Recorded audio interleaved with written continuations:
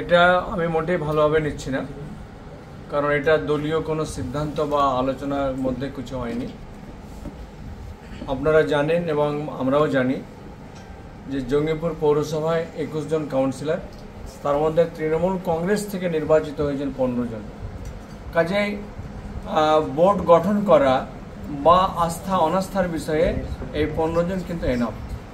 আমরা কেন সিপিএম কংগ্রেস বা বিজেপির কাছে যাব, তাদের সাপোর্টে আমরা এগোবো। কাজে এটাকে আমরা এই বিষয়টাকে আমরা খণ্ডন করছি আর কি, এটাকে আমরা কোনোভাবে আমরা মানছি না। আমি আজকে যে লড়াই করছি সেটাও জনসাধারণের জন্য। চাকরিজীবীরা বাড়ি নিয়েছে, দোতলাওয়ালা বাড়ি নিয়েছে, পঞ্চায়েতে বাড়ি নিয়েছে, তার বিরুদ্ধে আমি করছি। সেই কারণে আমার একটাও কাউন্সিলর ছিল। দুজন আমাকে এসে বলেছে চান দেন দাদা আপনি, আমরা দেখছি। আমি দুজনকে বলি তোমরা যা ইচ্ছা করো, এইটুকু বলেছি, বাকি আমার জানা নেই। জেলা সভাপতি জানে, ওর 16টাই কাউন্সিলর ছিল, ওই ভালো করে উত্তর দিতে হয়। এই পুরসভার যা হাল তাতে পাল্টে দেওয়া ভালো। কারণ হলো যে আমি তো অলরেডি চেঞ্জ করার লেগে অলরেডি লিখে দিয়েছি অলরেডি মন্ত্রীকে, এবং ডিএমকে লিখে দিয়েছি ওকে চেঞ্জ করে দেওয়া। আমরা রাজ্য নেতৃত্বকে গতকাল আমরা জানিয়েছি, আজকেও আমরা কথা বলেছি।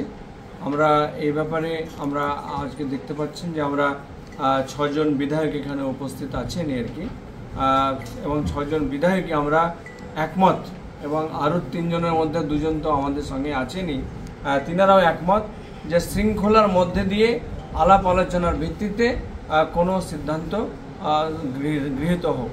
কিন্তু এখানে পার্টিতে কোনো আলোচনাই হলো না, সেই আলোচনাকে ব্যতি রেখে একতরফাভাবে কোনো এটাকে আমরা মনে করি যে এটা মোটেই ঠিক হয়নি, এটা নিয়ম বহির্ভূত কাজ হয়েছে। আইসিপি আমার ভাই দাদা দাঁড়াইছে, কে দাঁড়িয়েছিল আপনারা জানেন। 2-3 মাস আগে হারোয়াতে যখন হয়েছিল, যখন কানাই মণ্ডল যে বক্তব্য দিল, এমপি তখন কোনো লোককে ডাকেনি, কোনো বক্তব্য দেয়নি, উনি চুপচাপ ছিলেন। তার মানে ব্যক্তিগত আমার উপরে আক্রোশ হন। আমাদের মন্ত্রী সাহেব যখন কংগ্রেস থেকে তৃণমূলে আসে, কতগুলো প্রধান পাল্টিয়েছিল আপনারা জানেন। উনি বড় বড় লেকচার দিয়েছে। ছুটিতে 16 থেকে 21 অব্দি কতটি প্রধান পাল্টিয়েছে আপনারা জানেন, আপনাদেরকে রেকর্ড আছে।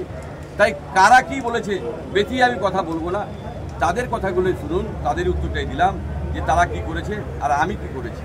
নিশ্চয়ই আমরা পার্টির মধ্যে আমরা রেজুলেশন অলরেডি নিয়ে ফেলেছি, আমরা রাজ্য নেতৃত্বকে জানিয়েছি এবং জানাচ্ছি, এবং এর প্রতিবাদ আমরা একবারে মুখ্যমন্ত্রীর কাজ পর্যন্ত আমরা যাচ্ছি। চেঞ্জ হবে না হবে সেটা ওদের ব্যাপার, আমি এটা পুরো 100 নয়, কিন্তু চেঞ্জ হওয়া দরকার আমি এটা বলতে পারি।